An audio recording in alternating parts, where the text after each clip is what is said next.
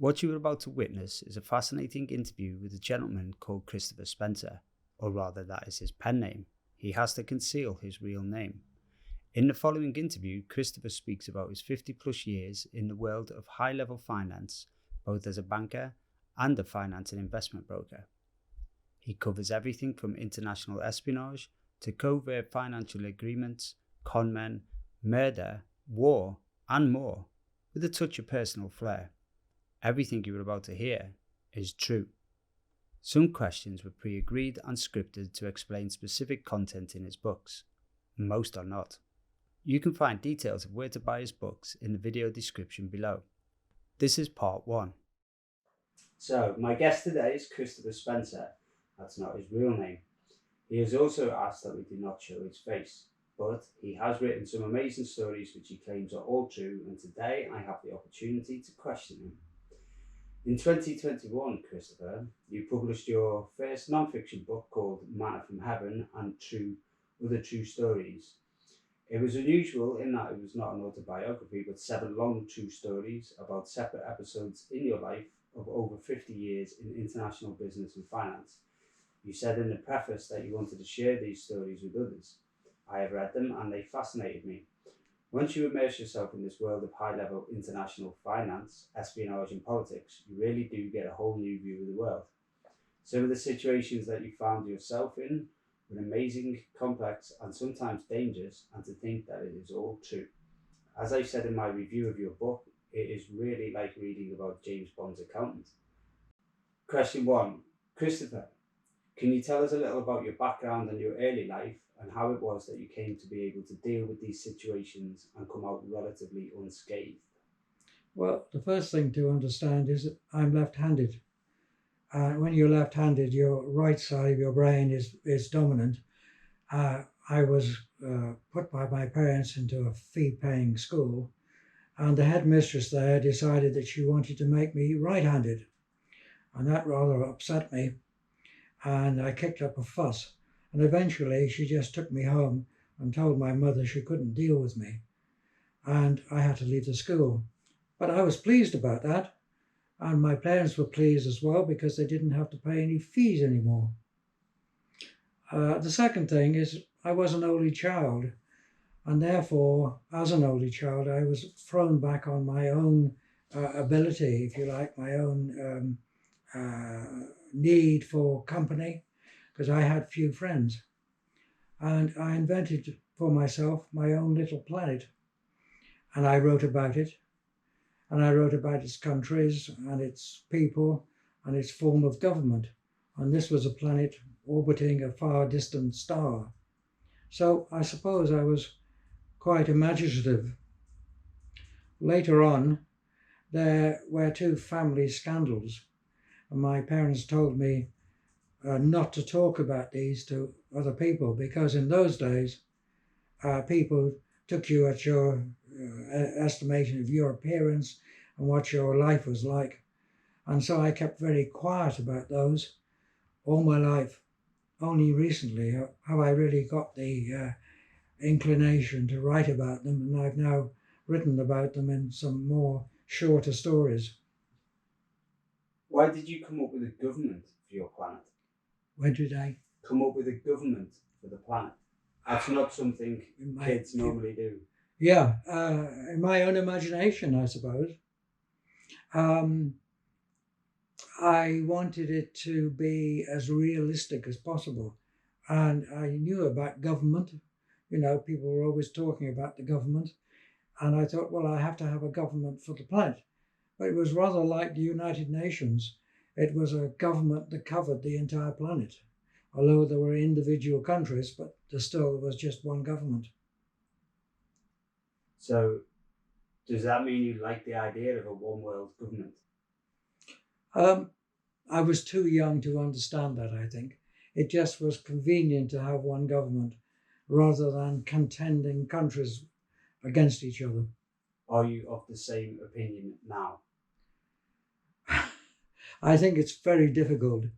The trouble is that, you know, countries have got long histories. In our case, you know, a few thousand years. In the case of China, 4,000 years. And it's very difficult to drag people away from that past and that background. Do you think if we could, it would benefit all of humanity? Yes, I suppose it would, but I can't envisage it happening. Do you think there's anything potentially really bad with a one world government, given that in the kind of fringe cultures we have in the West at the moment, the idea of a one world government is seen as potentially really bad? I mean, the sovereign state came about 2,000 years ago, something like that. It's got that history. I think that there would have to be some form of passing down democracy in any case, because you can't actually just govern the whole world with one government. You'd have to have regional governments or perhaps country governments based upon the existing sovereign states. When if you look at the EU, for example, there's the sovereign states themselves still have their own government and they're still fairly independent. The EU provides an overall arching law and way of acting. Okay, let's move on. Question 2. So I get a picture of an only child, perhaps lonely, but thrown back onto his own resources. You seemed also to be quite inventive, creating your own mysterious world. But you mentioned 2 family scandals that you had to keep secret. What are they? Well, the first one was the fact that my grandmother, my maternal grandmother, left her husband and eloped with her lover. And that happened the very day after my mother got married and went away on her honeymoon. My mother, on her honeymoon, received a letter from her mother telling her of this fact and saying, "Don't try to find me. You will never find me." And so that's the situation my mother was left with for quite a few years, until my grandmother contacted her again and made her swear that she would never tell her father where her mother had gone. I think that affected my mother and my father as well, because he thought he'd married into a stable family, and it was a shock for him as well when this happened. There was no rumor of it happening, it just happened. The second family crisis came when we found out that my father was addicted to gambling. And as a result of that gambling, he lost his job, he lost his pension, and we lost our home. And he took us on long journeys around the country to try and find work. My schooling was disrupted as a result. We were living in poverty. And eventually I persuaded my mother, and I was quite persuasive about this, to leave him and let me finish my schooling. But of course my parents said to me I should never talk about these 2 scandals, because in those days people would take it at face value. So I didn't talk about it, and I kept it a secret. And once you do that, you get the opinion, I think, that you know something that other people don't know. And you become rather reticent about talking about it. You also become rather modest, and you kind of bury your ego in a way. It's only recently that I've been able to face that situation and be able to write about that situation. But it has influenced my life, I think. It's quite good to know something where you feel proud and strong and powerful if you know something that other people don't know. So do you think that has helped you in your career? Yes, because all that combination has made me self-reliant, but also quite modest and not talking about what I have done, keeping life in compartments, if you like to call it that. How about your ability to essentially live a double life? It enables you to do that. It enables you to keep secrets, to masquerade, if you like, as one particular person in one life or in one situation and in another. I always say that I'm a chameleon. I've traveled a lot.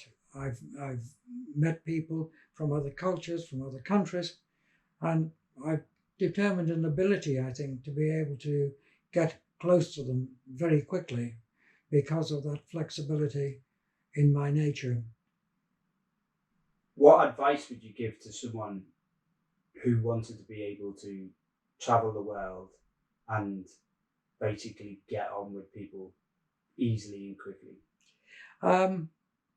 I would say, first of all, you've got to have an open mind.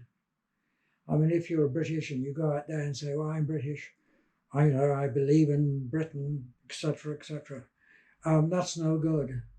Whenever I've gone around the world and I've been talking to people, particularly people in government or in high-level situations, I've come to the conclusion there's two ways of dealing with it. The first way is to get close to people, and the way to get close to people is after a while, I usually crack a joke, probably at the expense of myself. They smile, they may even laugh. I smile, I laugh. And then you're closer to that person, much closer. The second thing is later on, when you discover that they are pushing obviously for themselves and I'm pushing for myself or to try and export for Britain or whatever, I say quite openly to them, look, I'm working for my country, you're working for yours. We can work together to the benefit of both. And I think if you show it that it is to the benefit of both of you that something should be done, then you have a willing cooperation from the other side. Are there any examples you can tell us about where that's gone wrong or worked against you once the other person has realised or been faced with it as a fact? It's an interesting question. I can't, to be quite honest. I find that it was a formula to bring success.